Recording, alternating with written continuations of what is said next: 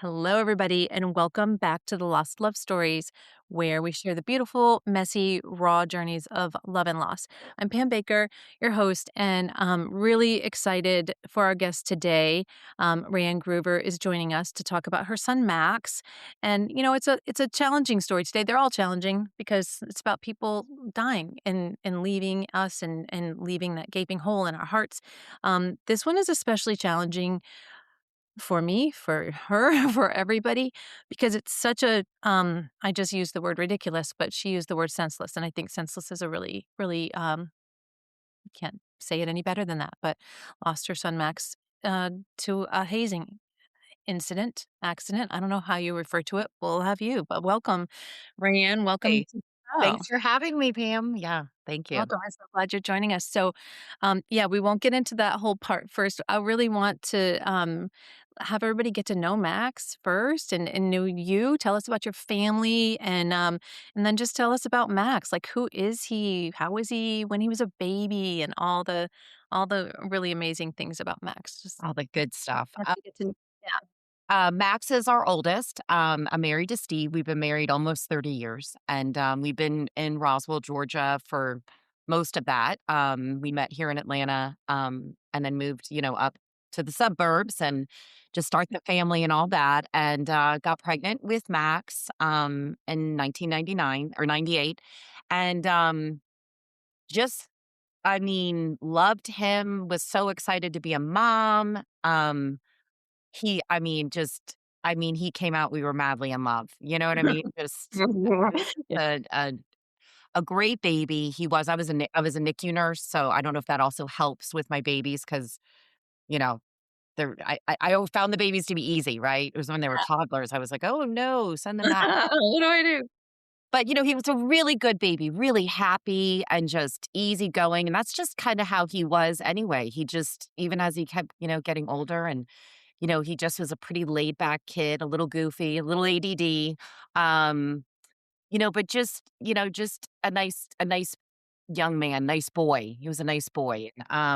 He loved his little brother. Alex came 2 years later, and then Lily was about 5 years later, and, just loved his brother and his sister and, was always there. I always say it, always their biggest cheerleaders and, all their sports and their activities. And, his younger brother was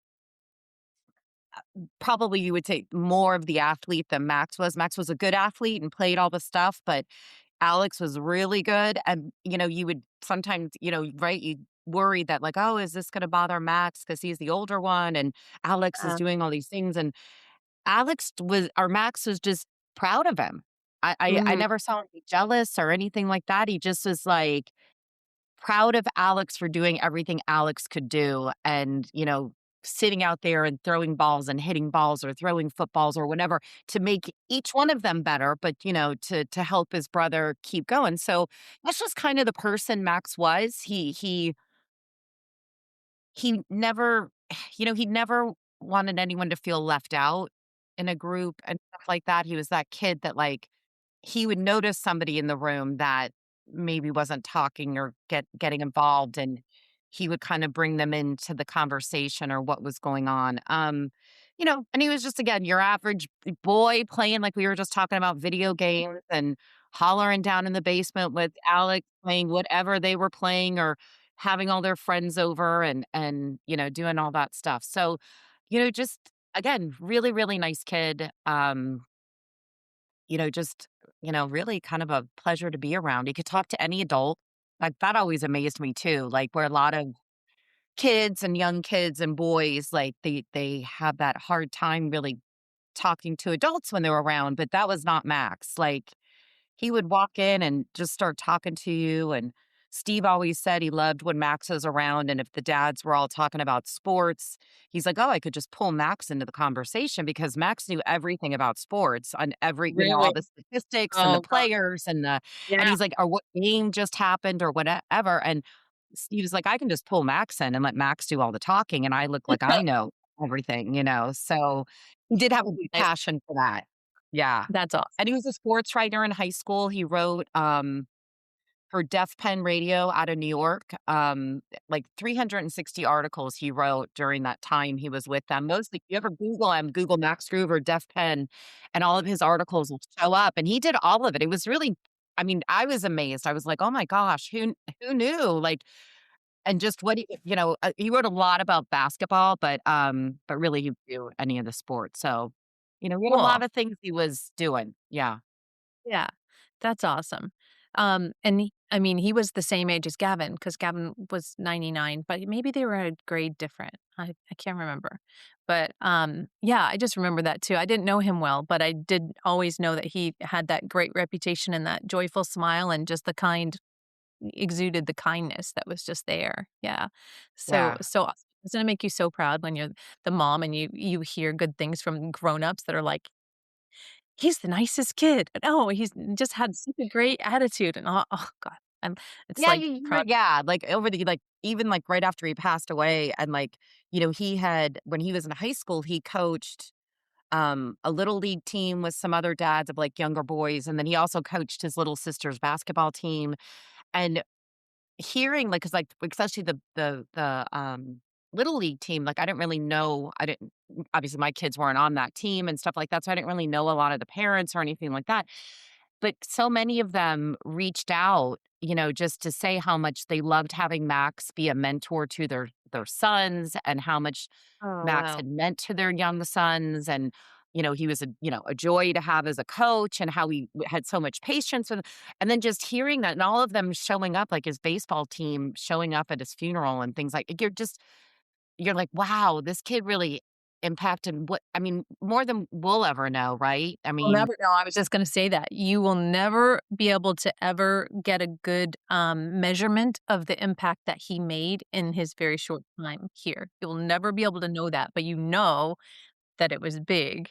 yeah. It's one of those things like, don't you just wish you could figure out how to measure it and be like, "Oh," it's such a cool thing, but just knowing that all of those kids, um, will have a piece of him, excuse me, forever too, because being young and being their age as little kids too, just the circumstance, that Yes. alone Yeah. will impact them. Um, so, okay, so he's in high school, he's doing great, he's all excited, he's looking at colleges. Yep. And so we know where he went. Did he have any other thoughts about where he wanted to go? Yes, we're a big Clemson family, that's where I went. So, of course, my hat was in the ring for Clemson, and, but he applied around to different schools, like University of South Carolina, Clemson, LSU, obviously, and actually LSU, it was funny, he wasn't even going to apply there. It was kind of a weird like, we have very dear friends of ours are from Louisiana and huge LSU fans, and Max is really close to the family and was kind of like, "You know what? I'm just gonna go ahead and apply to LSU. The DeLons love LSU. They talk about him all the time." Like, he's just like, "Oh, I'll just apply." I'm like, "Okay," like, Louisiana, whatever. Yeah. Um, but he applied, and honestly, it was like he heard right away back from them. Um, so that got him excited, right? It's the first one, you're going to college, Yeah. like, "Okay, I Really? gotta go somewhere." Yay. Yeah. And Steve had taken him, like, in that, like, October, November, LSU had this, like, if you've been accepted but aren't sure if you're gonna go or not kind of weekend, so you can come see the school, and so Steve took Max, and let me tell you, like, he came home from that, and I knew exactly where my son was gonna Really? go. He just fell in love with LSU, he fell in love with Baton Rouge, he fell in love with the food, dear lord, he fell in love with the food. He just loved it. He just was Had he very ever been to excited. Louisiana before, or was this his first, First first. time, I mean, it was crazy, like, so and I it's like in the back of my head, I just knew. And then, so but he's still getting his acceptances. The last one he heard from was Clemson, and he had gotten put in Clemson's bridge program. So, like, where you start off at, the community and then move in. I was all for it, but, he was, like pretty much he had his Clemson T-shirt on going down to the mailbox and walked back up and just took off that and had on his LSU shirt. So he was it's, what he wanted to do. So, yeah, so we landed up that summer, we went for, like, orientation, and LSU used to do this big, like, 4 or 5-day long, it's called Stripes, where freshmen go, like, for that 4 or 5 days, and like, get submersed in LSU culture, and you live in the dorms, and, you learn the fight songs, and you see the stadium, and you learn the campus, and he came home from that, and, I mean, he was counting the days until he was going to God, school. He really? was And really that's excited. summer after graduation they do that? Summer They did after graduation, yeah. So he was drank excited. the Kool-Aid. He Drank the Kool-Aid. drank oh, yes, he drank the Kool-Aid. Like, yeah, like the live gold, whatever their saying is, like, he was it. He was all of it. Yes, 100%. Yeah, so Did he know very going in excited. he's gonna be did he wanna do sports writing? What did he wanna study? He was gonna do communications. He was still thinking about sports writing, but he was also looking at, like, uh, political communications and stuff. Like, he had a lot of things, right? You're a freshman. So, he had even talked a little bit about LSU has a law degree there that's like, a 3 and 2, I can't remember what it is now, where you do, you know, the undergrad and then go straight into law school, and I think it's a total of 5 years, and so he kinda looked at that a little bit. So he didn't know, right? You've got your You world never know, is your oyster, right? so You don't even know what your he had options a are. lot of opportunities, and he knew it, and he was like, "This is great, like, I can kind of figure out what I really wanna do." I'm 18 years old, I don't exactly know what I wanna do, but, he loved the writing and stuff like that, so I'm sure that would have kept going at that point, Wherever he so landed would yeah, include yeah. did he know anyone going or just the people he met during that little bridge time in the summer? Was he going with any friends or anything? He was not going with any friends. There I think a It's couple good kids too. he knew, yeah, there was a couple kids he knew from here, but not like close friends or anything. Um, he met a lot of kids, you know, after he got accepted, like, through some group me's and stuff like that, like and LSU kids that got accepted and things like that, and, so he started talking to people and then obviously went to these orientations and stripes and things like that and met, a lot of kids there and kept talking to them. Like, I remember being at orientation, and I call his friend Avery, his first friend from LSU, because they met at orientation and they became really good friends and they lived in the same dorm, and she was a communication major too, and it was like cute, like, oh, that's your, like, Max's first LSU friend, Right. Yeah. and we're still friends with Avery. She's wonderful. But it was things like that. He just again he Max is easy to talk to and could get to know people, pretty quickly because he was not shy. He didn't need to be the center of attention, but or anything like that, but he just liked to talk to people and find out about them and things like that. So, he knew a lot That's of a people really quickly, all over the campus. So, yeah. Yeah, that's awesome. Well, exciting times, as it always is, when they're ready to launch, and then you send them off. And then yeah. Well, yep, we took him. He had kinda gone back and forth over the summer about whether or not he was even gonna, try to pledge a fraternity or join a fraternity at all. He wasn't, like, gung ho exactly on it. Like, he was like, maybe, I don't know, like, Max wasn't a big club kinda guy. You know what I mean? So, I think he just didn't really know enough about it either way, and I just said, "You know what? At the end of the day, um, if you start doing it and you don't like it, just drop out. Who cares?" Like, a lot of people do that. They do start it and then they're like, "Forget it." And, I know some fraternities had reached out to him over the summer, like, for, like, summer activities they were doing in the Atlanta area, so I think that got him a little excited, like, "Oh, like, I'm finding out about more things," and, anyway, gets there, we drop him off, great drop off, and, they basically started rush pretty quickly after that, and he decided to do it, and he really liked it. I mean, he was very, very excited. He had about 4 or 5 different fraternities that he was interested in, and they were interested in him, and he was really excited. He would tell us all about it and the guys he was meeting, and even the fraternities, he's like, "Oh, these are really great guys, but I can tell that's not the group I wanna be with, like, fine, like, that's good, right? And then, as he was narrowing it down,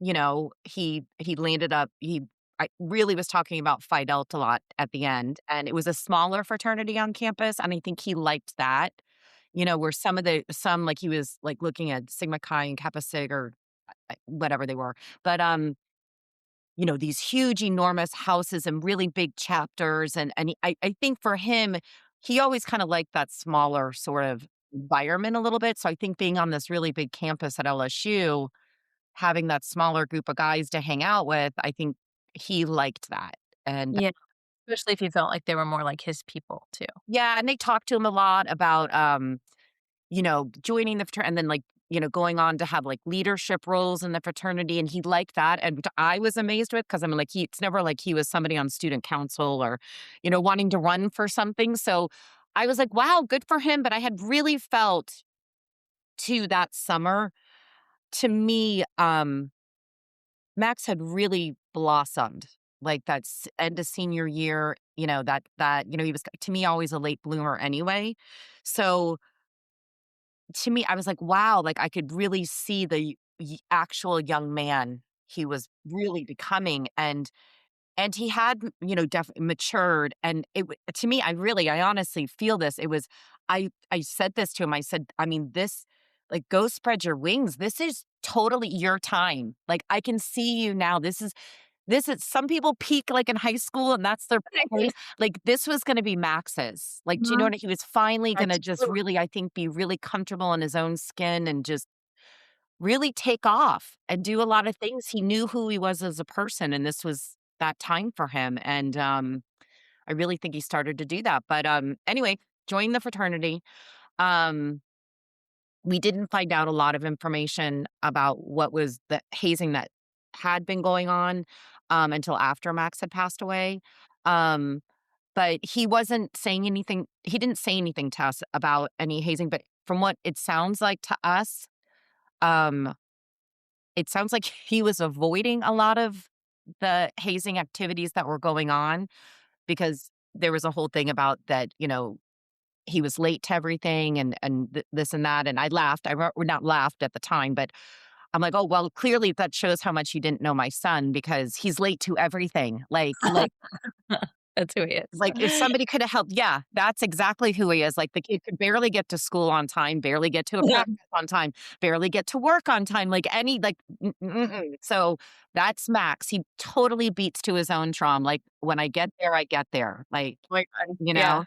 Yeah. And, but I feel like some of the things and I think some of his friends had said it too, that I think he had avoided some other things that have been going on as much as he could, probably because he was like, "I don't wanna do this stuff," and then I think he sort of felt a little like he really had to be at this one that happened on September 13th.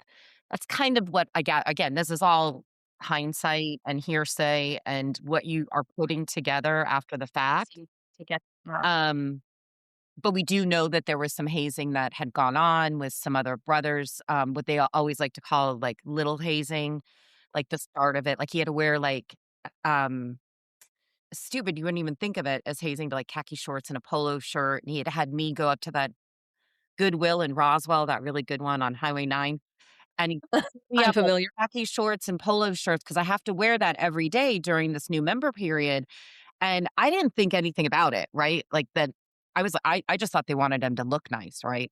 Right. Like, Yeah. I'm like, Yeah. "Okay." Andy doesn't wanna do laundry, so, I was like, "Sure, I'll go get this stuff," but those kind of things can be, like, the start of hazing, like, having to wear certain things, like The and usually control, a little more the con extreme, you have to wear, like, acid wash jeans and a white shirt and old man tennis shoes, or you have to carry a certain, like, hot pink backpack, or you have to have, like, cigarettes or vapes on you at all time, like, it's smaller things that start to yeah. get bigger and bigger. So anyway, so the night that Max, had been called to, him and his other pledge brothers, had gotten a text during the day, and, it had said, "Be at the house tonight at 10 o'clock for something that the brothers were calling Bible study." And They were said, "Don't be late." Um, get there. When they got there, um, their phones had been taken from them. I don't know. Do you want me to go all into my story now? You to tell Kinda any rolling with it. yeah, anything you wanted to I don't know anything about Greek life. I literally know nothing, so I don't even know, like, how long the period lasts, like, how long Rush I don't know anything. So this is go into Yeah, everything because I'm sure there's other people like me, like, we don't know. We don't yeah. know what it's Well, like, like. rush is usually around a week or so, and you visit different houses and, different sororities or fraternities, and basically you're trying to narrow it down through a system, like, there is some system to it with who gets a bid back and all these kinda things, but, and eventually you narrow it down by the end to where you land up like, "I want you, you want me, it all match. Now I'm gonna come and be a new member, a pledge or whatever to this sorority or fraternity." New member periods can last, they range a little bit, but the average I would say is around 6 to 8 weeks. Okay, so And he's in during the period now during this whole because he's committed to this one? he has taken a bid from them and he's saying, "Yes, I'm gonna commit now to learning about the fraternity and all these things during the new member period." So then at the end of the new member period, you get initiated into the Okay, fraternity and then you are a brother, is kind of basically okay. how it works. Yeah. So during that new member period, what you're supposed to be doing is getting to know the other brothers, doing things with your fellow new member class, learning about the fraternity history and the Greek life on your campus and all these things. You're having study hours. They're supposed to kind of mentoring you, helping you adjust to, going off to college, being away from home for the first time. All these nice, great things that should Building be the happening. community within the Building your community. community and, again, making someone feel at home and protected and safe in these things. Well, what happens with the hazing is, you know, many want to call it a tradition of their organization, which it is not, because no organization was founded on hazing, which is basically the abuse, the humiliation, ridiculing another person and making them feel that they have to do whatever you're telling them to do, because if they don't do it, they're either gonna get it worse the next Yeah. event that happens, or they could be blackballed or thrown right out of the fraternity or the Which sorority or is, I whatever. imagine, huge, um, fear Sure. and a big thing to hold over a brand new kid to campus. You can see how that would be a lot of pressure to not be Which blackballed. Like, yeah, do what they're telling refreshing you on to them, but do.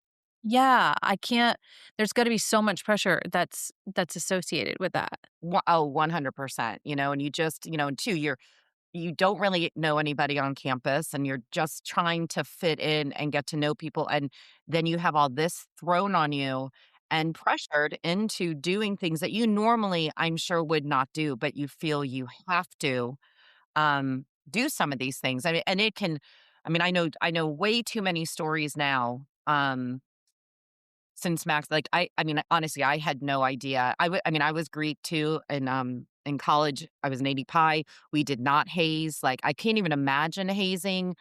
Um, my little sister coming into the sorority and all it's just I just can't even imagine it. So, anyway, so they were called again, like I said, for this, they were calling it Bible study, which is basically, they were gonna be asked questions about what they are calling their fraternity Bible, basically. So it's like fraternity history, who the founders are, where they came from, whatever, their quotes, their whatever. And then things about the Greek alphabet and stuff like that. So, um, but to start this whole process, they basically their phones got taken away from them. They lined them up in a single file line. They marched them up the stairs to the second story. They were throwing condiments on them, mustard, hot sauce, ketchup, all that kind of stuff as they were going up the stairs. Um, when they got up there, it's just a long hallway and they had all the lights off, all the doors closed. They had strobe lights going and like really loud blaring music. So it's totally disorienting and distracting. And I'm sure I'm sure you're like the anxiety level, and Yeah. what are they going to do? Cause this was the first one they had, done this lineup with them. So I'm sure you're a nervous wreck what's about to happen. And they did make them do a bunch of stuff like calisthenics and things and wall sits, where the brothers, jumped on their legs or walked on their legs and, kind of stuff. And there's a lot of stories of things that went on. But what the big thing of the night was this Bible study. So they turned them around and they had them put their noses and their toes like up against the wall. So they're Okay. all lined up with their backs to the middle. And the brothers are, up and down the hallway and they're getting in their faces and screaming at them and making you answer questions about that fraternity history and stuff. And if you got a question wrong, then you would have to take a pull off of a diesel bottle, which is 190 proof grain alcohol. And you're swigging off these bottles and the brothers are screaming at you, drink, drink, drink, and you have to keep drinking from that bottle until you're told to stop. And My God. yeah, and it was said like at Max's trial that like, some of these kids including Max had to drink, up to 10 seconds or more from those diesel bottles. Wow. Um and it just again goes on, all this music, all this chaos. Um brothers, forcing you to drink and um Max, they even like the whole thing lasted about an hour and a half or so from start to finish. By midnight it was done. And there was one point where Max they had tied a trash bag around his neck, a puke bag, because that's how, I mean, wasted he obviously was. And God. even at that time, the brothers still wanted the guys to do more stuff. And they were supposed to recite the Greek alphabet. And each one of them had to say a letter of the Greek alphabet, like as they went down the hallway, down the line. And if a person messed up, you know, the alphabet, then they all had to like, he had to take a pull, another pull off that liquor bottle, and then they would all have to start back over. So, Max, every time they got to Max, he would mess up. He only had to remember Upsilon, like, that's where he was in the lineup. So, he knew at that point what he was supposed to but couldn't remember it, and they still had him take 5 to 6 more pulls off of these bottles after about the other 20 he had already taken earlier. They So already had the trash bag, and they trash know. bag, Oh my. I'm sure a hot mess, and, still making them do that. And then after that, they had taken him downstairs. They were gonna have him sleep it off down on the couch instead of taking him home. The other pledges they had kinda taken home. Some of them were puking, some of them went home and puked, lots of things. But Max, they left on the couch and they said they were gonna watch him during the night and make sure he was okay. But even with, I mean, the most obvious signs of, distress, they didn't help him. They didn't call 911. They saw him, he had labored breathing, the cold, clammy skin. They said his lips, his fingers were turning blue. He had the weak pulse. They were checking all these things. They were even taking pictures on their phones and sending Snapchats of Max, to other active brothers and stuff, like how bad he looked. And also, in the meantime, they were going around the fraternity house and they were cleaning up all the puke and the condiments and all that it was all over and the liquor bottles and stuff. And they even said that they had cleaned a lot of Max up because, like, I know in the morning when like police and the DA and stuff got there, they were like, "Well, this is really odd," because Mhm. there was an empty puke trash can there, and like Max again was all cleaned up, even though clearly he had. Wow. And So they did all that because again, they were worried they were gonna get in trouble or, whatever, something was gonna happen in the fraternity. And then in that morning, they texted all of Max's pledge brothers and told them to come back over to the fraternity house. And when the guys got there, the actives told them like to lie. They told them to lie about where they found Max and how they found Max. And because they like, when I first got the phone call from the hospital, they had told me that some of Max's friends had been concerned about him, had gone to his dorm room and found him passed out, on in the dorm room, and then they had carried him out and taken him to the hospital, and I knew immediately, like, that's a lie. Like, that's wrong because I knew Max's dorm. He lived, like, on the 3rd floor in the center of campus, and you'd have to go down an elevator to a desk, which is right there, and then out to the center of campus to put him in a car to take him anywhere, and nobody called 911 or stopped them No, or did something, that like, yeah, there's no way. I mean, he's over 6 feet tall and probably, like, 220 at that time, so, like, you don't just not notice this. you're not just like, "Do, do, do, do, do, got this little person here." Oh my No, god. no, and so, yeah, so what they did is they had Max's, pledge brothers, and they had him pick up, Max's dead body, take it out of the fraternity house. They put it in a guy's truck, and they drove him to the hospital, and the pledges at first that took him there did tell the story, but then immediately they were just like, they couldn't, they were like, "This is our friend." Like, I think as the shocks were coming down, like, you're like, "I can't, we've gotta tell the truth," kinda thing, thank God. So, they at God. least did that. But Max, by the time he got there, he was already dead. He had died on that couch at, like, 4 or 5 according to the autopsy. So he was, yeah, yeah. And then they did do his, like, blood alcohol, obviously, right when he got to the hospital, and he didn't even register on um, the BAC monitor, like, and that caps out at point 0.5, and Oh they my god. finally on it, yeah, on his autopsy, they took fluid from his eye, and that's where they could finally get a report, which was that it was 0.495. So he was 6 times the legal limit that somebody's impaired, which, would be a DUI, which is a point zero 0.08, I mean, 0.31 is already considered life-threatening right there, so, I mean, to be Assembly. 0.495, that's insane. Oh my god, that's Yeah, insane. yeah. To have to consume, like, that amount, in like, that short period of time, this Such a short 190 yeah. proof, yeah, grain alcohol, it is, it's I don't you just can't, it's so, you I just can't like, I can't wrap can't your even head around it. It just doesn't make any sense, and again, why you would do this. Yeah. why? That's I can't stop thinking about that, like, I'm flashing through all the movies that are ever have hazing incidences in them, all of whether they're the, boarding schools or, Mhm. college or and, there's a million movies about that. And I can totally picture the strobe lights. I can picture the yelling. I'm picturing them walking across him and them. And all I can think of is why? Like, why? How did that even come to be a thing? I don't understand. I No. don't understand any of it. No, it doesn't make any sense. I mean, and, like, some people will say, like, "Oh, it's you're tearing them down to build them back up," or and, all this, and I'm like, "They're not going to war. They're They're not going in to college to, That's yes, right. drink beer and have fun, but to get a degree. Like, this is just a fraternity." Like, again, they're not saving our country from anything, like, this is it doesn't make sense, but again, they wanna call it traditions, it's not. Honestly, I call it glorified bullying. I think you've given, probably a lot of kids that were really bullies younger.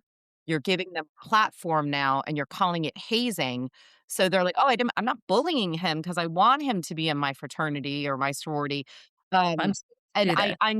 I'm just doing what was done to me, and it's okay for me to treat this person so terribly because they have to go through this so that they can become part of the organization. It's very warped. It's very, very warped, and No it is question. abuse. It's that cycle, I say it all the time, it's that cycle of abuse where the abused later becomes the abuser. So, I mean, that's exactly what it is. It is, it's like it fully feels like you're being trained to be that way.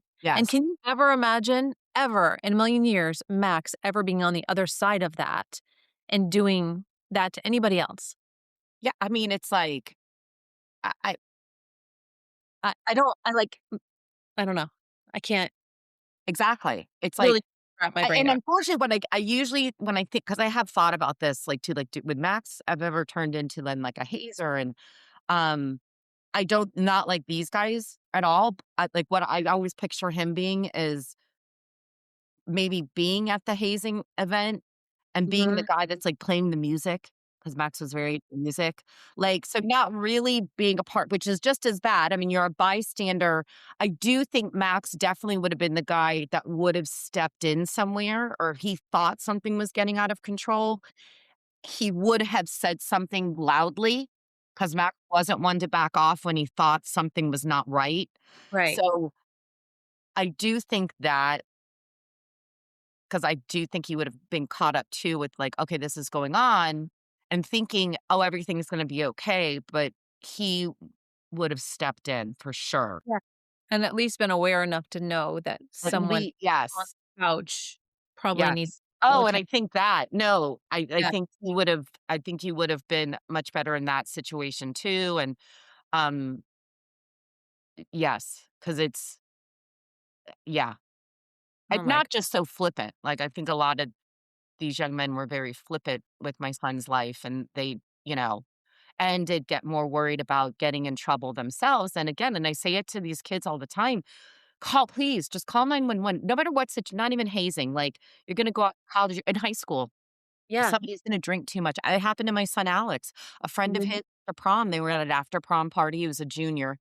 And a guy drank 4 of those 4 Locos. They're, like, really high octane. Someone told me they're like, it's like almost like a bottle of wine of alcohol per can. It's, like, Wow. so high octane. Ask your boys, maybe they know, like, Yeah, exactly. girl. Yeah. I just heard, Uh, but and he did it to himself. Like, Yeah. he drank them really fast. Like, I think they're easy to drink, they said. But again, you don't know how anything's gonna affect yourself, much less if you're forcing somebody to do it.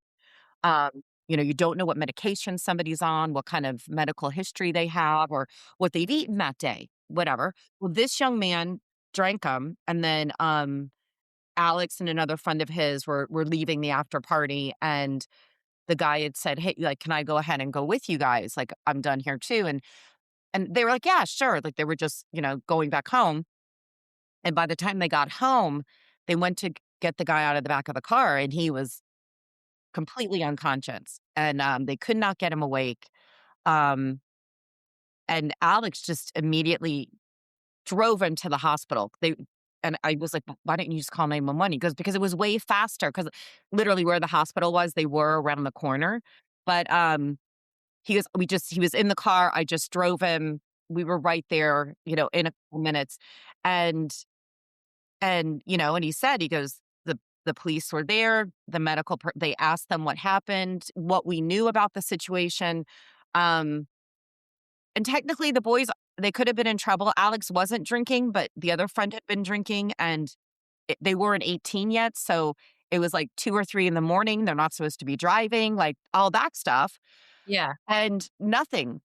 They were being agreeable. They told these guys what happened. They were doing the right thing for this friend, and they got him help. And so, I mean, they were free to go after that. And that's that Ugh. whole medical amnesty. These kids need to understand you're doing something to protect somebody else's life, no matter what has gone on all night. Like, this is this is the most important thing, is that you got this kid help. And that young man ended up having like a point, I think it was like a 0.35 was his blood alcohol. So 100%, if the boys had let him sleep it off, Mhm. there was a very good chance that young man could have not woken up just like Max.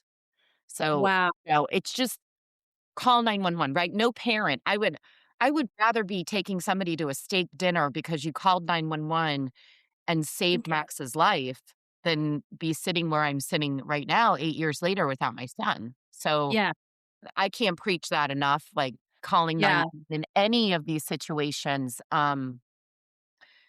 Don't, no organization is more worth another person's life. Like, get people the help they need. I mean, I hear stories too. People will tell me they think of Max like they could be walking back to their dorm, and they see someone like passed out outside the dorm and not respond, and they just like, I gotta call 911. And Yeah. that's what we want, is like, Whereas before think it'd be about like, that. "Oh, look at that drunk kid," you know? Yes, don't ignore that drunk kid. Get Right. that drunk kid some help. Don't leave them out there, like, or whatever. So, or step in if you see somebody is kind of forcing somebody else to drink too much, or any of these things. Just kind of, it's be that person, right? Be that person that didn't stand up enough for Max or didn't step in and didn't call 911. Like, be that person because, and I mean, I feel bad, like, a lot of people that were at that event that night that weren't doing the hazing. I mean, they do have to live with that the rest of their lives, that they were there and didn't do enough. They didn't Mhm. Max, they Right. didn't protect him. So, I'm sure that's a lot for, anyone to carry, you know, in their Mhm. life too. So, From a very young age. It's yeah, it's life hard. changing. It's life Yeah. changing, but changed Max's life in the most horrific, tragic way. I would say too, and not that this is any consolation, but those instances are more, um, I don't want to compare it to like the little league team, the impact that Max made on their lives, but his life is still impacting people because of how he died, because of his story. Those people that aren't just walking by laughing at the drunk guy anymore, like, he's still making a difference in people's lives, from Mm. afar or from right No, I here. do, I do, I agree with I mean, I 100% agree with you, Pam. I think one of the reasons we have Max's foundation and we travel the country talking to colleges and high schools and even middle schools, like, and sharing in Max's story and allowing people into our lives like this is so that, like, you can make a better decision about something and that you will think about Max and be like, Yeah, "Wait a minute, I need to be that person." And we do, like, people will say, like, "You'll never know how many, lives you have saved," and I don't need to know that, but when I get that one message or that one email or the one text or the one person that comes up to me and says, "This is what I did, and it was because I heard Max's story," I'm like, That's all that's all I want. That's all I need yeah, to hear. If one person walks out of an auditorium that I've spoken to mhm, and goes back and does the right thing in one of these situations or steps in or refuses to allow the haze or whatever it might be, if one person changes their mind about something, then, right, I've won something. Like, that has made no it's never gonna be worth it, but it's made worth what we're doing post Max's death. right, and I Worth wanna it. get to that, but I do wanna say, because I think it's really important, so many people have lost someone in terrible ways, and I just think what you've done, it takes I'm gonna cry, but it takes such strength and grace and resilience, and,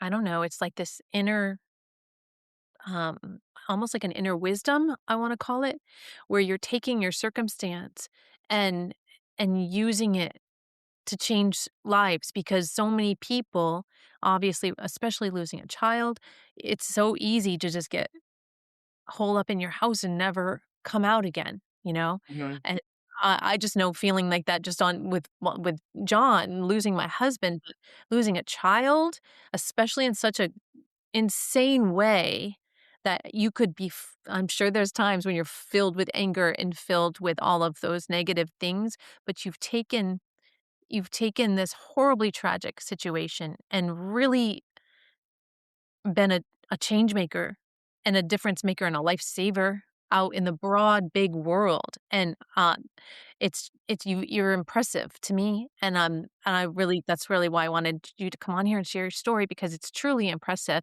to have the strength to do that and the grace to do that and the willpower to do that, and I wanna get into that stuff, your advocacy work, the foundation, the Fly High, thing, the purple bands, all the things that you guys have done, just awareness has been so, so impressive, and, I wanna make sure everybody knows about that, so, we're I don't know, you had to go through a trial, which had to be horrible, Ugh, and yes. then just having to live through it over and over and over again, and just I'm sure, I mean, I just know that different circumstances of people who have lost someone and then had to go to trial because of it. It's just like it just extends the grieving period, it extends the pain, it extends the not the closure, but all of the things, right? And then, so you had to go through that, and then at what point did you say this is fucked up and I'm gonna make a change. I'm gonna do something about it. He like, when did you say like this I'm not I'm not taking this lying down. Not that you can change the outcome, but you can change other people's outcome. Like where did you get that from? See, we got it. It was like immediate. And I almost think, and I'm actually this first time I've ever said this, but it's like I just said to you before, like when that nurse had called me and told me about, and I was like, well, that's a lie. That is Uh-huh. a fucking lie right there. Something Yeah. happened to my kid. Yeah. Like I knew right away it was foul play, whatever you want to call it. Something was wrong. Yeah. And then, but then, like, after we had, gone to Baton Rouge, to get Max and do all that, and we were back home, I mean, you're just in shock, and I remember I was trying to find, and this I talked about, but I was trying to find Max had, like, this it was like a small journal, and it was from, like, middle school, but it was, like, from his religion class, and every day, I guess they basically had to go in, and they must have done, like, something with the Bible, and then you would do, like, your reflections on it in your life, and I remember, like, at the end of the school year, it was 7th or 8th grade, going through the kids' stuff, and I remember seeing it, and I kinda looked at it and I was like, "Well, it's personal. I don't wanna look at his" like, look at his things, and, I was like, "But you know what? I'm gonna put it up on this shelf because I'm sure he's gonna want this someday, and or it'll be fun for him to look at later."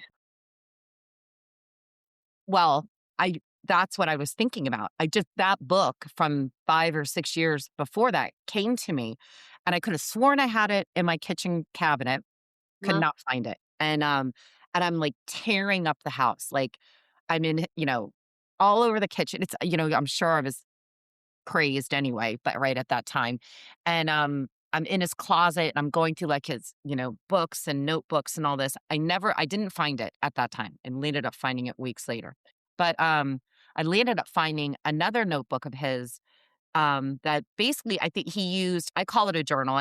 You'll hear me refer to it as the journal, but it was really, like, somewhat of a journal, but then also he had, like, writing samples in there, some papers he had written for school. He wrote for the school paper at Blessed Trinity, so he had all, like, article ideas or actual, I'm gonna like, writing articles that he was writing and stuff like that, all in there.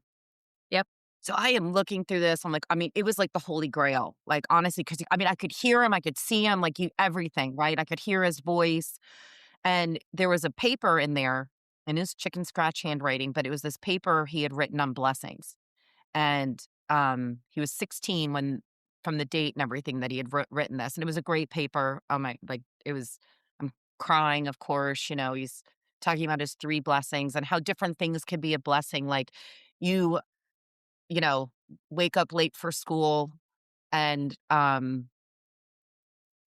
but you actually got that extra sleep, so that's a blessing because you probably needed it, or find this, $10 bill in your pocket and, before oh, you didn't know how you were gonna pay for gas, but now you have whatever, like, little things, Okay. and then he had his 3 big blessings, which was his girlfriend, Blakely, and just how she had come into his life when he really needed a friend, and she had taught so much to him about himself and how to love and be a good friend and care for people, and then he talked about, his Jeep, which Steve had driven this 2004, I think, black Jeep, and when Max turned 16, the black Jeep went to Max, and he just said, "I just appreciate my parents giving me this, it gives me freedom, I can see my friends, I can, do my things as long as my chores are done," which I thought was cute, he wrote that, like, "My chores are done, my parents, whatever."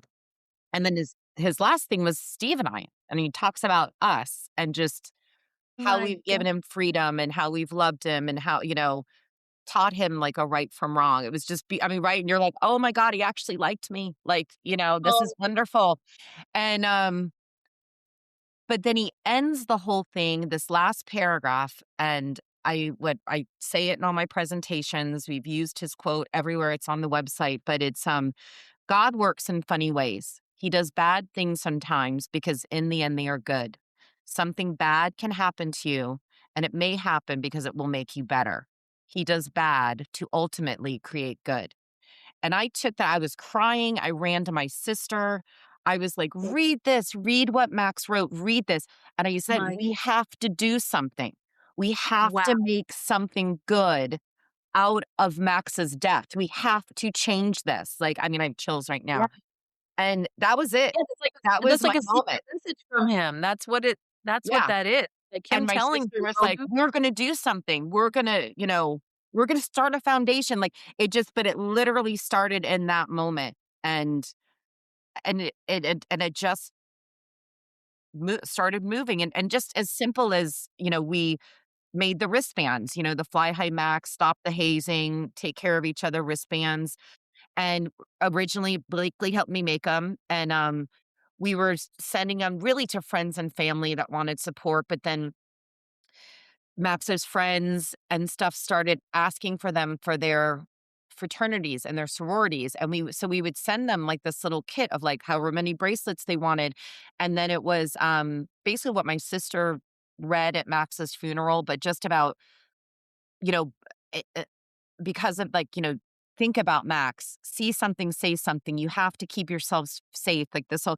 And so kids would go and talk about Max and what happened to him, and how this has behavior has to stop, and we have to take care of each other, and we need to remember Max. And we would get pictures. I mean, they were, you can look all over, Max's Instagram and stuff from way back when, like, these huge groups, holding up the Fly High Max, and just sharing again in these stories, and then how it changed. And it was amazing. So and again, it just kept expanding. I mean, we went from ordering, like, say a couple thousand, not even a couple thousand, like a whatever amounts of wristbands, to then it was like I was ordering them, and I had kids, like my other kids, friends coming over, and parents, so we could batch these up and get them mailed out and sent to people, over those months. I mean, that's honestly probably what was keeping me alive at that point. It was like something to focus on, and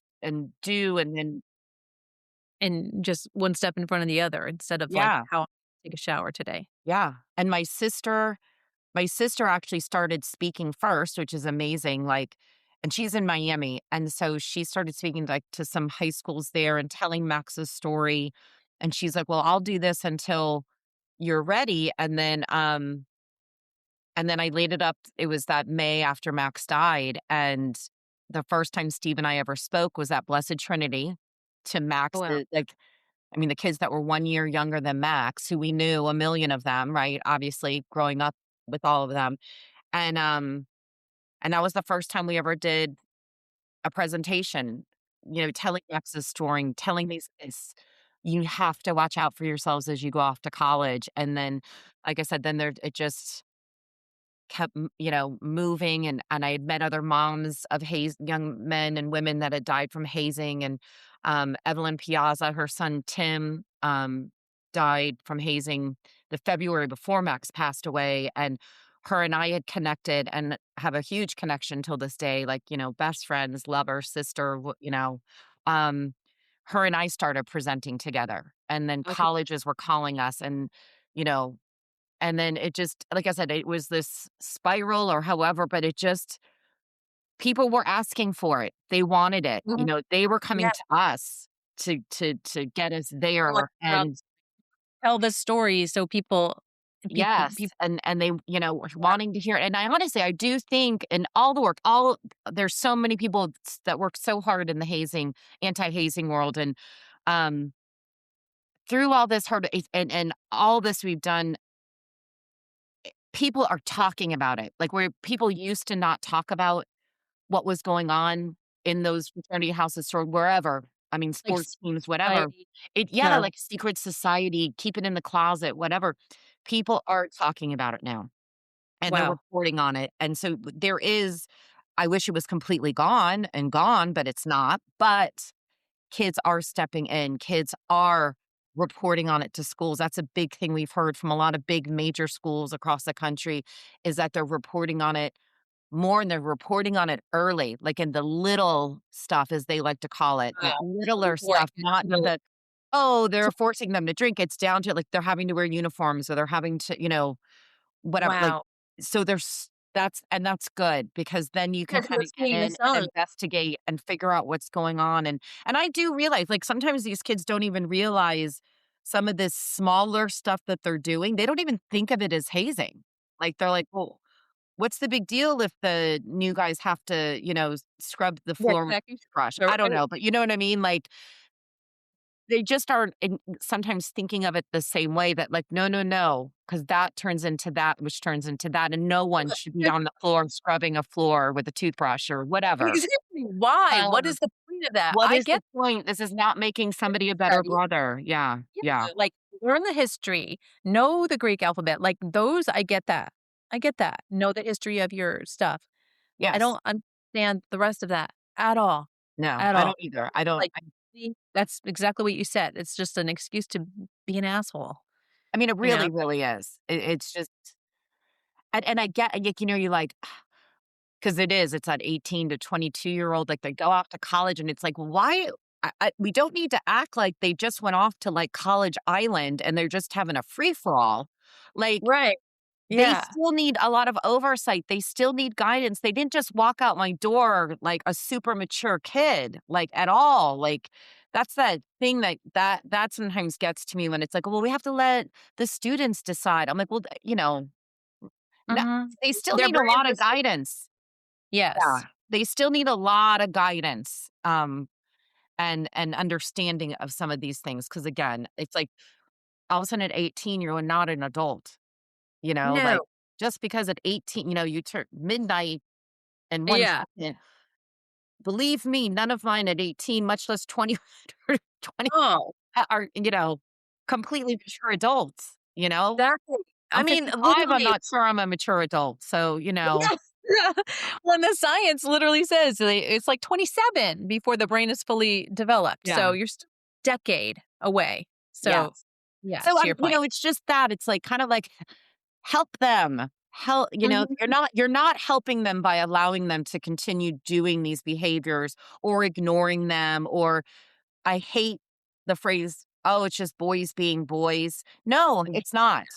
It's No. not. It's letting them not have any values, and values for people is what that is. So, again, you need to still be there mentoring them and teaching them to have good values and be good people, stand up for somebody else, stand in for, all that. So it doesn't just end and like, oh, they have it figured out, you Yeah, know?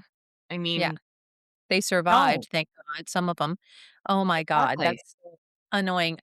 So how many do you even know, like, how many times you've given that presentation? How many schools? How many I people have you honestly, I should, I wish I need to, but hundreds.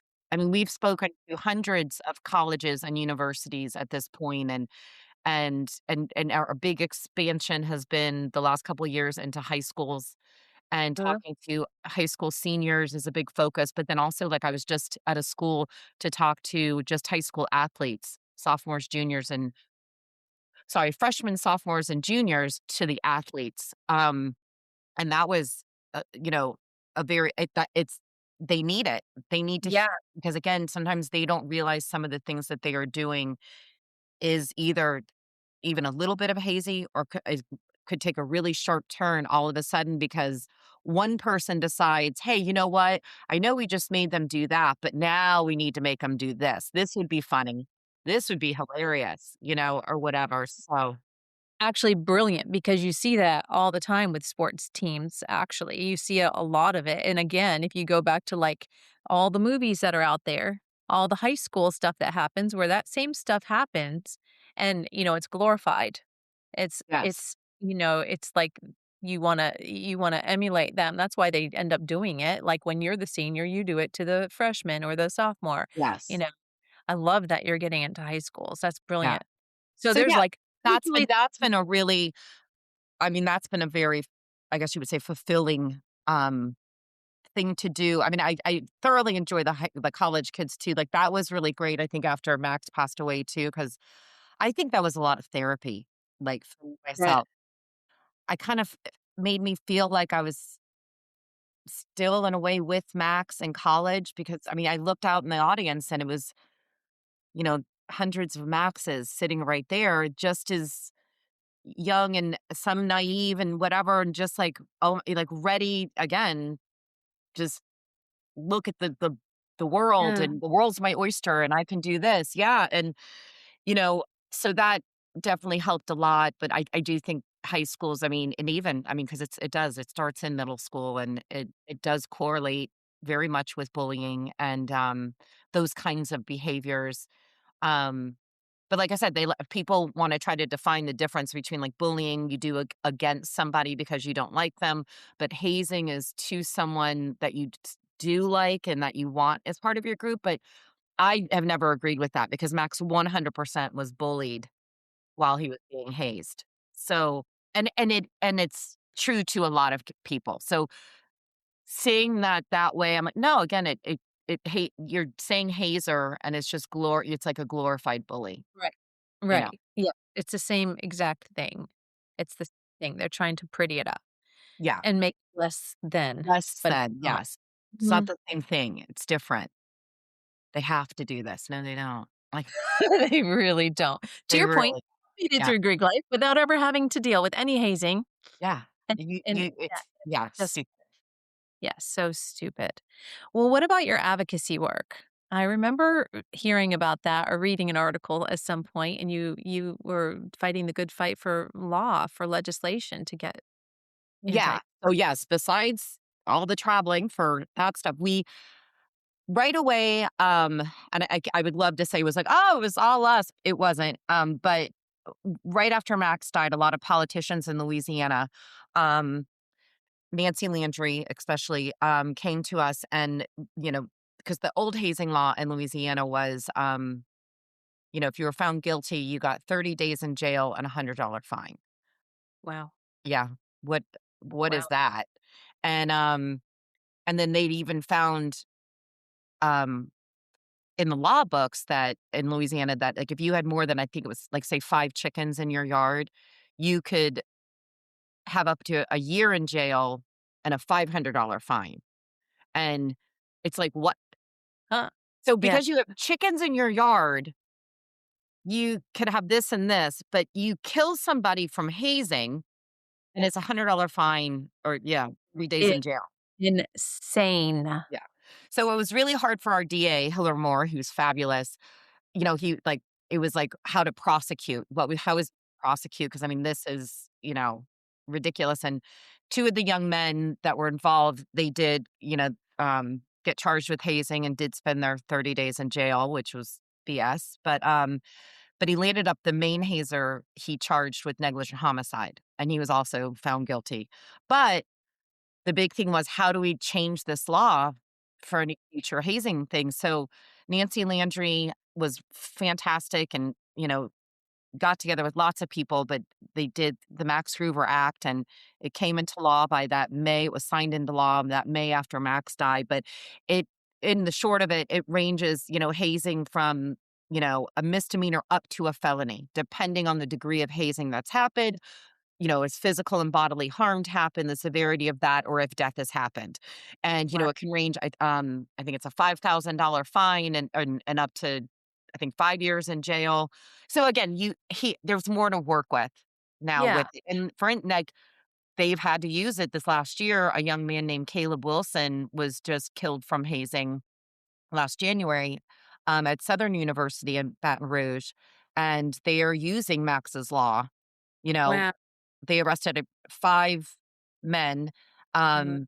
in connection with that death, and, but that's exactly what Hiller needed. So, and they can still get negligent homicide and these other things, but the hazing like, you know what I mean? It gives them that teeth they need, Yeah. really put it in there for the degrees of who did what and where. Um, so that's a I hate to say good example, but it's an example of how the laws being strengthened can really help in these situations. So we are working here in Georgia. Right now, we have a decent law in the state of Georgia, but it's not a felony level. And so we're trying to get it up there to a felony level. So it has the degrees, again, to this point. Yeah. Did get back in 2021 with Senator Albers, which was great. we were able to get in the transparency piece, which all the schools in Georgia, universities and colleges have to be transparent about their code of conduct violations on their websites for like the Oh, wow. previous 5 years. So that has been a great thing. And several other states also have adopted it. Louisiana has it, Florida State or Florida has it, up in New Jersey and Pennsylvania, where Tim Piazza was from, like but the big thing was we really wanted transparency across the country. And so we then started lobbying federally up at the Capitol with a lot of other parents and organizations for years back and forth to get the Stop Campus Hazing Act put through. And that just went through. Um, President Biden signed it in. It was a nice Christmas present last year of 2024 on Christmas Eve. He signed Oh, it. And wow. so all Yeah. those years of work for everybody and all of our sons, Yeah. that law was passed. And so now every school across the country has to have transparency for hazing Yeah. incidences that have happened on their schools. Um, there's a bunch of things with it, logs where it's supposed to be with the Cleary Center. There's a wonderful website that another mom who unfortunately lost her son out in Washington, she has put together a website. It's hazinginfo.org that you Mm. can go to, and it will tell you. It goes by, states, and then you can go to the school you want, and you can look up the information there if the university has it, and they're constantly updating it, and then, so you'll see if somebody isn't reporting correctly yet, she has it written out there, but again, and call the school, find out what these things are, just be very, I say proactive, like, you just gotta be proactive in finding out what else is going on in any school, in any organization, any sport team, any band, whatever. Find out what their history is before you let your student join any of that. Ask those questions. You have the right to know that information, and you should I'm know. so glad you said that. I literally, so Duncan, my youngest, is 16. He's a junior at Roswell. And, we're looking at schools. And I literally just asked him the other day because one of the schools, his favorite he's looking at is Auburn right now.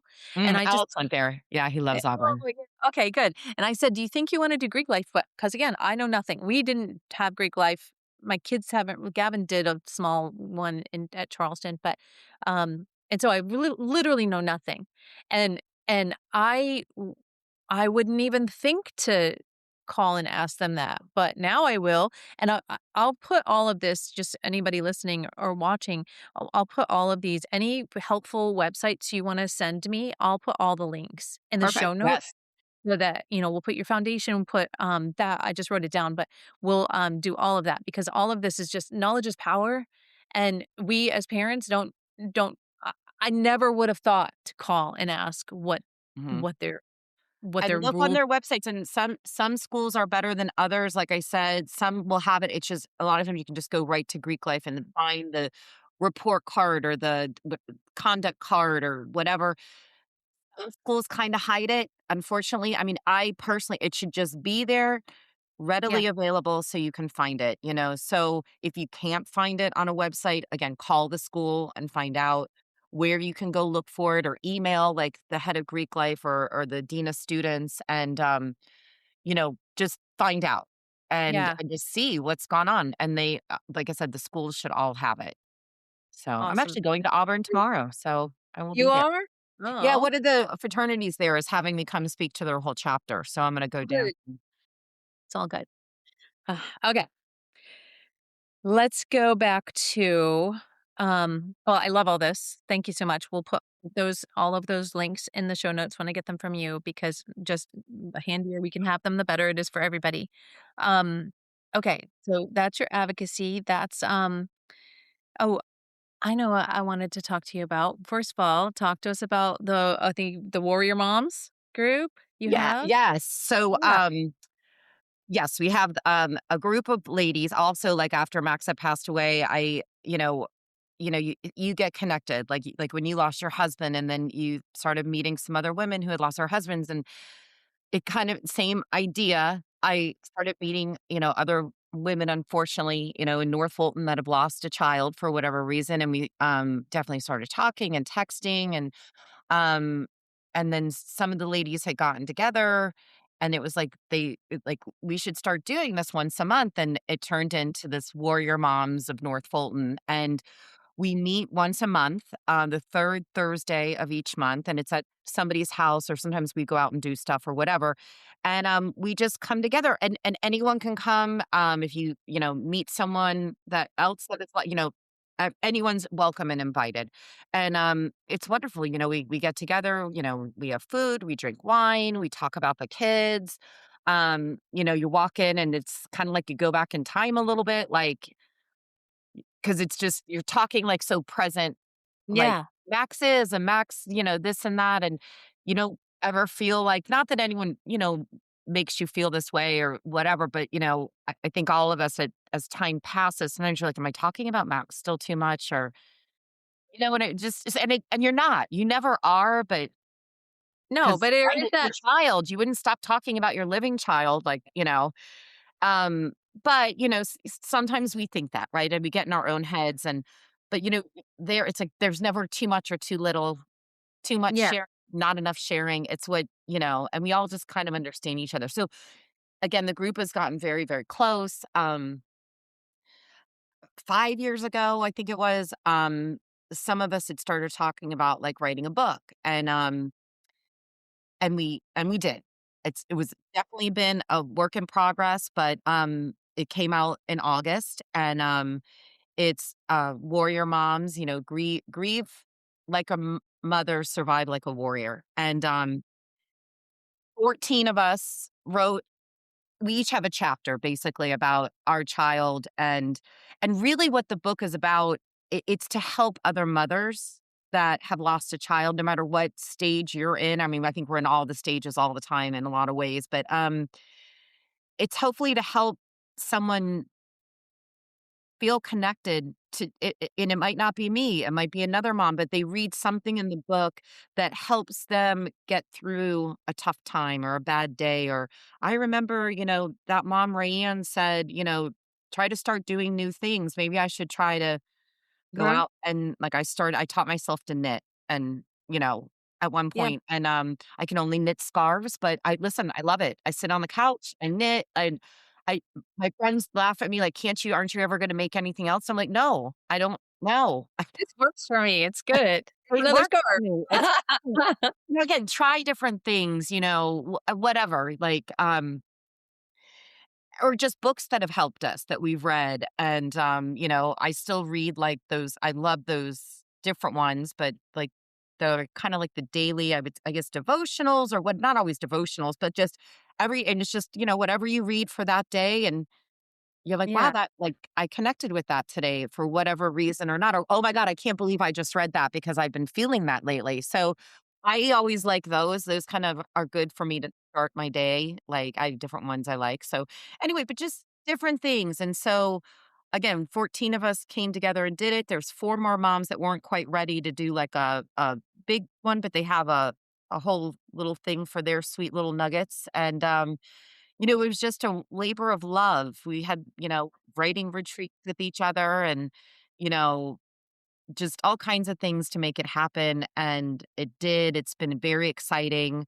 Um, we do book signings, where So as many of us that can be there are there to sign books for people. I had a really fun one recently at Deep Roots and in mhm. Roswell, which is always Yep. fun. I mean, drinking Always wine fun. and Sign books 'em. is never a problem. So next Right. month we're doing one up at Poe and Company in Milton. So again, it's just been, I think, for everybody too, again, therapeutic for each one of us, and helps us keep putting that step forward, and heal a little bit more. You'll never be fully healed, but you're doing something good. And I will tell you, Pam, that I did just finish my own book.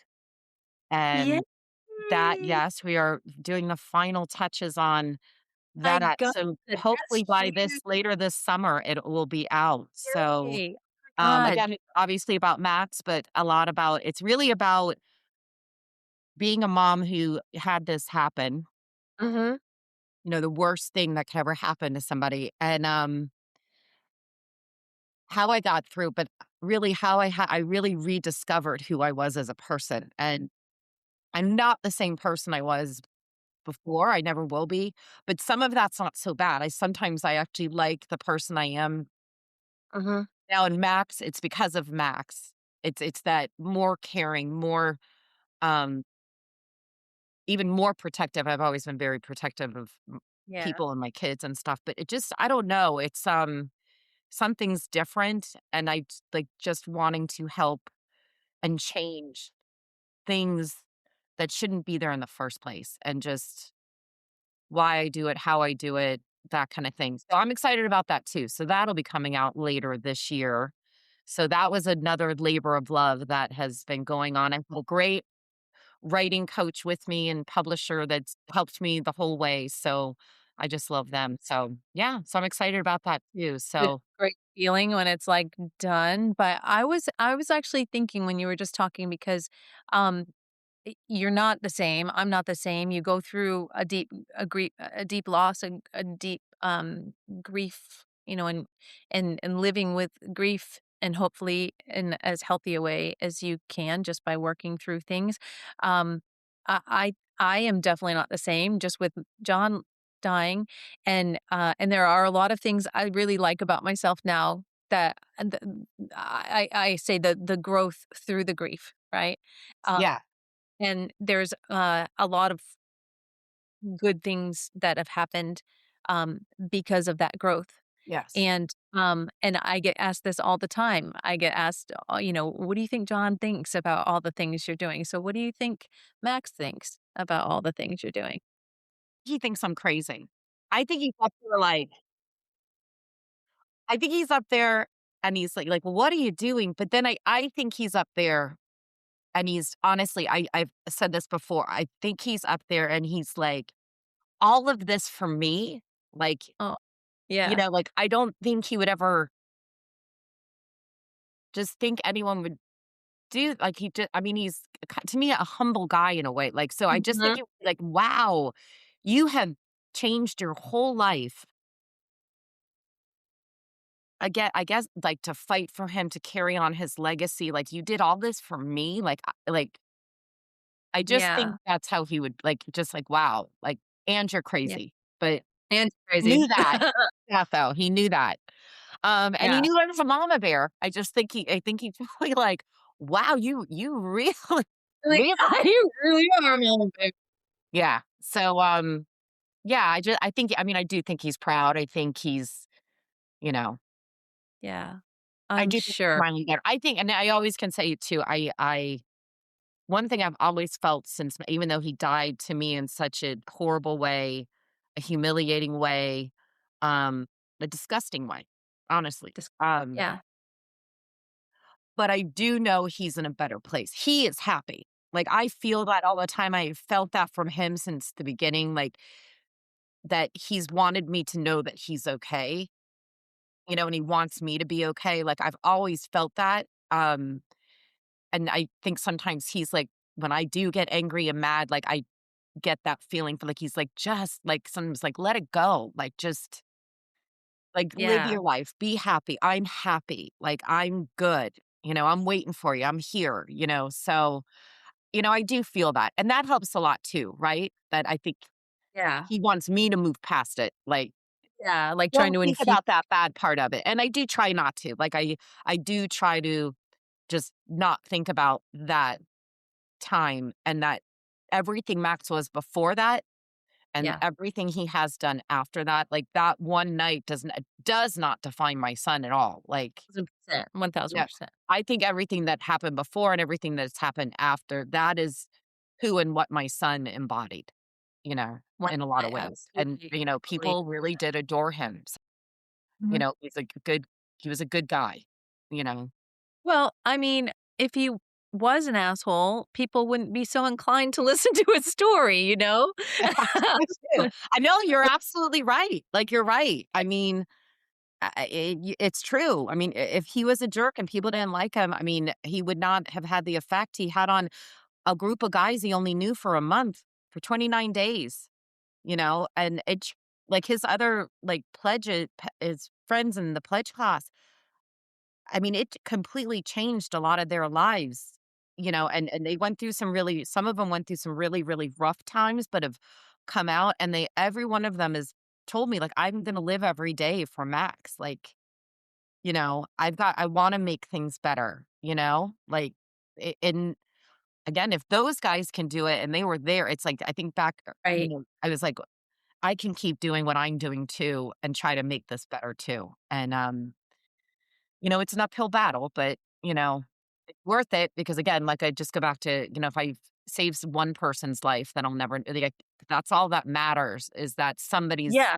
doing something right, you know? Well, and for a fact, just with Alex, there's a life saved with that story you told. So multiply that by, I don't know, thousands probably, Yeah. thousands.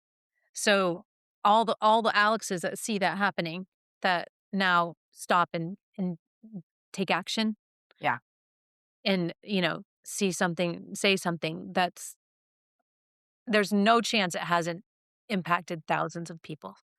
Well, There's and no it's chance. funny, I even said to Alex when he came to me and told me about the next morning, he was, like, telling me what happened, and I remember I looked at it, I was "Well, like, what made you do all that?" Like, I don't like, I remember saying, "Why didn't you call 911?" But I go, "Well," and he goes, "Mom, this is all we have been telling people to do since Max died. It was Time. the right thing to do." Like, yeah, like, it was the right thing to do. I wanted someone to do that for Max, like, Mhm. so I had to do it for this guy. Like, I wasn't gonna sit there and be like, "Oh, just sleep it off, buddy." Yeah. Like, Yeah. he's, like, taking Amazing. action. So, Yeah. Amazing. Amazing. And he's been sitting on your shoulder throughout this whole, episode, but, if you, I don't know, I wanna make sure everybody can see his face. I mean, you can see him. okay, I love the picture of the 3 kids when they're little, but yeah, bring him on over. I got stuck on my thing here. Hold on. This is one of his, yes, senior pictures. There's old Oh, Max, there he is. Oh, he's so cute. Oh my god. looking all Yep. mature. Being all mature. Love it. His signature glasses, I which he love those wore all the glasses. time. I mean, he wore them, it was literally his signature. Everybody, you know, the glasses was a big thing. Um, yeah, sweet Max. Well, I've really, really, really loved this conversation. Um, and just getting to know Max better and to know you better. And is there anything else you can think of that you'd like people to know or that we didn't cover? Um, no, I mean, honestly, if anyone ever, has questions or is worried about something, I always say people reach out to me if you don't know who to reach out to. I've helped many parents and students navigate situations or who to talk to, or I've reached out on their behalf so they didn't have to do it. But again, if you know something's going on in any organization, please report on it. Tell whoever all the facts that you know so that they can investigate and get in there and take care of situations before something bad happened. Because I mean, I have a lot of little like, if it's not if something's bad's gonna happen if you're hazing, it's just when, Yeah. and Max's death, I say Max's death was not an accident because hazing is not an accident. It is an intentional act against another person. And again, nobody knows how far it'll ever go or who's going to take it that too far or one bad decision's going to be made or one whatever. And again, somebody could be, seriously harmed or dead from that. So, it's really just Lily, my daughter, said one time she went with me to a meeting at a university and at the end like they were like, "Oh, Lily, what do you think?" She was probably like in 8th or ninth grade and she was like, "Honestly, I feel like this is really simple. Like everybody just needs to live by the golden rule. Treat people how you want to be treated." Couldn't get more simple than that. I was like, Yes, out of the babe's mouth, but Here's that's our new all it is. Yeah, character." that's all it is. Like, Mhm. and nobody wants to be treated the way they're treated when they're being hazed. Nobody. I No. mean, Again, there's nothing that justifies it and nothing that makes it make sense. Nothing. Nothing. yeah, None of exactly. it. Yeah. So, Well, so yeah, if just if be somebody safe. wanted to, come get you to speak, at their school or wherever. We'll put Yeah, that in show notes just, as well. What we have would Max's website, I know you'll put that on there, but it's just maxgruberfoundation.com. Um, you can reach out through the website right there, there's a connecting, just fill in your name and your email and a note to me, and I'll get it about, scheduling, or right there, you can find my email, my direct email, and you can just email me directly.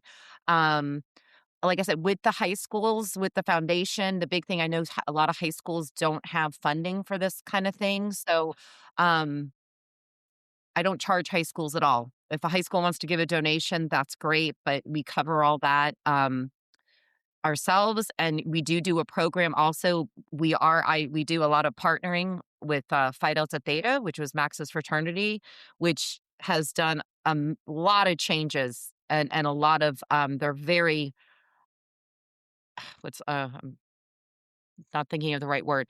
They're, advocating a lot for all of this change and for the hazing to end and keeping guys accountable in their fraternity. And we have come together to make a one of the high school programs we do, either if I do it myself or we can do one with a local Phi Delta chapter. So it's a peer to peer. Yeah. So I'll tell Max's story, but then the members of Phi Delta will Mhm. basically do kind of like the presentation part and talk more one on one about like their experience and you know, Wow. what's gone on and what to watch out for and these things. But again, it's that, a couple, the guys in college talking to the younger, Yeah. adults. So I love anyway, that's a perspective. very effective one too that we've been using. And it's really, again, been great. We're actually traveling all like I'm going to be in Dallas this week doing a find out one, and we're going to be in Arkansas and definitely several around here in North Fulton and then Miami. So it's really expanding and I'm really happy about it that again that we're getting out there more and more. It's harder to get into the high schools, but Yeah. now that it's happening, it's really because then high school is they're telling their other high schools like you Yeah. really need to get this program in there. So that's been great. So I think everybody that keeps supporting us and reaching out and all that good stuff too. So yeah. And even That's amazing. colleges, if, kids reach out for us to come to their schools and we plan that and all that good stuff. So yeah. That's amazing. Yeah. Amazing. Amazing. Yeah. And I more mean, if you want more information too, I have stuff on our website, but the Gordy Center, is a great foundation. Hazing Prevention Network is awesome. They have things for parents, for students, for coaches, also stophazing.org, several different, organizations that we work with and partner with, just to, keep this message going and to educate and teach and change laws and do all kinds of things. So, we just wanna keep protecting mhm. the next generation and these kids Yeah. that, keep coming in. The So, the next definitely gen. look into their websites and, contact them if you have questions or need information, you know, or me. Yeah. Yeah. Yeah, we'll definitely include all of that because it's so important and just the easier people have access to the resources, the more impactful it'll be. So I'll definitely put all of that stuff in all the Yeah. show notes. So Great. I'll follow up with you and make sure I got them all right. But Perfect. well, thank you so much for taking the time, sharing this really, really, really important topic. But more importantly, sharing Max with us. And just, he's adorable and he's changing lives every day through you. And again, you're just impressive and your strength and grace and resilience and badassery is just, You're I far mean, too kind, but thank you no, so much. I I think mean, we need to go out for a glass of wine now. I agree. I I agree. Deep roots. I We'll think meet at, we'll yes, meet at deep Bruce. roots. Oh, yeah, 100%, yes. We'll have to Absolutely. plan that for sure. For sure. Well, thank you again. I know people are just going to love hearing from you and just continue doing the amazing work that you do. And thank you all for listening. Thank you for tuning in and just keeping the love stories alive, keeping their names out there and their stories, and just getting to know all of the people that we love so much. So take care of yourselves, take care of your heart, and just stay tuned for the next ones. But thank y'all so much.